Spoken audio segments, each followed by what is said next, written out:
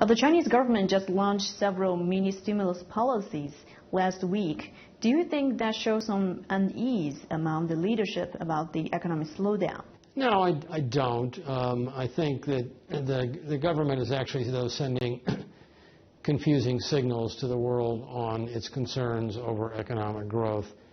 I think the growth debate in China is really not being communicated effectively. The Chinese economy has slowed, but the slowing is good because it's been growing too fast for 32 years. And now that the economy is shifting its character, moving away from manufacturing toward more services and generating more jobs per unit of GDP as a services-led economy, I think the government needs to be doing a much better job in explaining that this is exactly the type of transition that is consistent with the structural reform in China that is implied by the 12th five-year plan and the third plenum.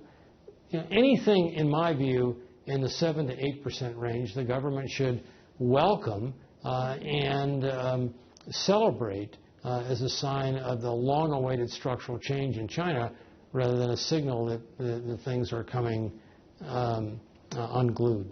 There are now more concerns about the financial stability of China with the first default of corporate bonds as well as local government debts. Do you think investors should be worried of large-scale financial fallouts if the economy slows further?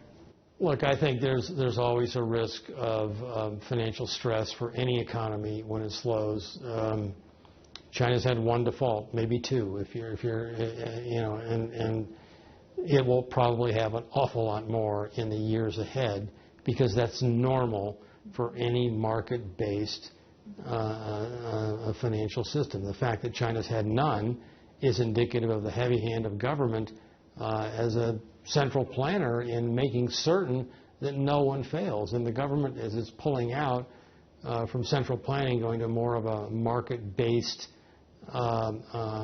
system, the defaults will be normal in China. They'll be kept, hopefully, at a very small portion of the overall issuance in the economy, but they will certainly increase.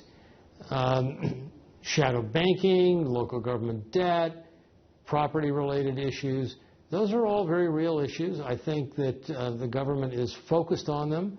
I don't think they're big enough and worrisome enough to topple the Chinese financial system, but they need to be addressed carefully and forcefully by regulatory oversight.